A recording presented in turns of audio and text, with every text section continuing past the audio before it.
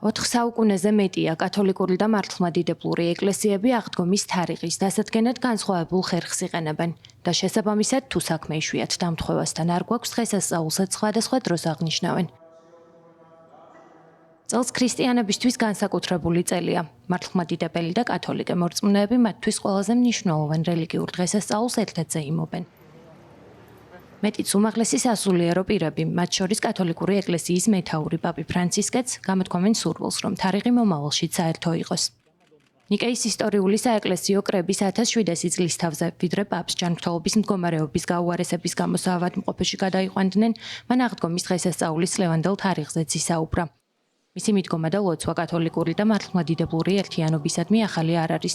აქამდეც მაგალითად 2014 წელს თურქეთში მოგზაურობიდან დაბრუნებულმა პაპმა მედიასთან განაცხადა, რომ აღდგომის დღესასწაულის ერთდროულად აღნიშვნა ორი უდიდესი ქრისტიანული კონფესიისთვის ლოგიკური იქნებოდა.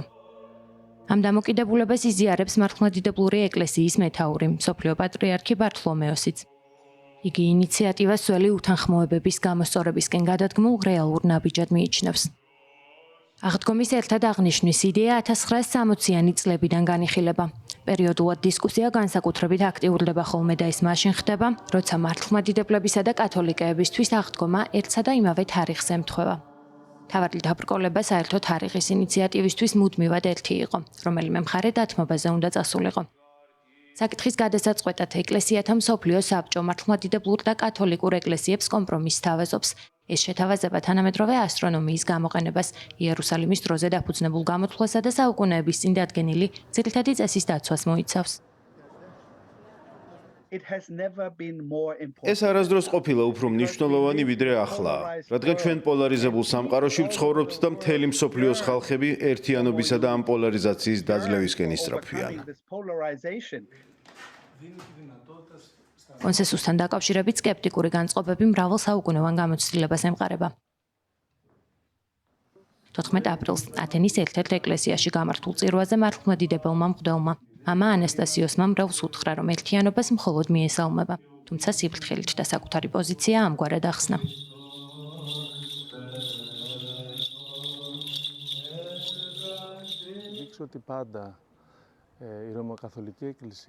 წარსული გვიჩვენებს, რომ რომის კათოლიკური ეკლესია ყოველთვის ისწრაფოდა ერთიანობისკენ, რაც ჩემი აზრით არ ყოფილა არსებითი. თუმცა ვაჭრობა ყოველთვის იყო. იგი ისწრაფოდა ერთიანობისკენ, რომელიც აჩვენებდა მის უპირატესობას და არა გაერთიანების ჭეშმარიტ განზრახვას. ახლა როცა ორ ეკლესიას შორის ურთიერთობა უფრო მარტივი და მეტად მეგობრულია, განსაკუთრებით პაპ ფრანცისკესა და პატრიარქ ბართოლომეოს შორის, ვიმედოვნებ, რომ ამდენი ხნის შემდეგ შეთანხმებას მივაღწევთ. 1970 წლიდან საბერძნეთში კათოლიკეები აღდგომას მართლმადიდებლებთან ერთად აღნიშნავენ.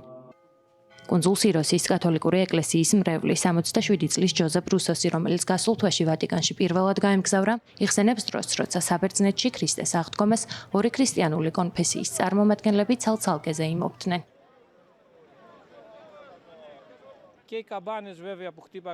ეკლესიის ზარები მწუხარედ რეკდნენ 2 წმინდა კვირის განმავლობაში. ჯერ კათოლიკეებისთვის, შემდეგ კი ქრისტიანებისთვის.